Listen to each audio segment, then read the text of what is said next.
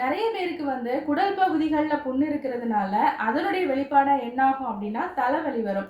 இப்ப வலது பக்கம் இருக்கக்கூடிய அந்த குடல் பகுதியில வந்து புண்ணு இருந்ததுன்னா இடது பக்கம் தலைவலி வரும். இதே வந்து லெஃப்ட் சைடு வந்து இந்த குடல் புண்கள் இருந்ததுன்னா அது வந்து வலது பக்கம் வந்து தலைவலி வரும். இப்படி நீங்க தலைவலியால அவதிப்பட்டுட்டு இருந்தீங்கன்னா ஃபர்ஸ்ட் உங்க வயிற்றுல வந்து குடல் புண் இருக்கா அப்படின்னு சொல்லி செக் பண்ணுங்க.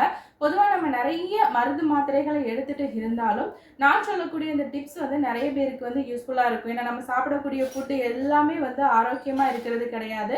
ஸோ அதனால் நீங்கள் நல்லா நோட் பண்ணிக்கோங்க. விரலி மஞ்சள் வந்து ஒரு சின்ன சைஸில் எடுத்துக்கோங்க.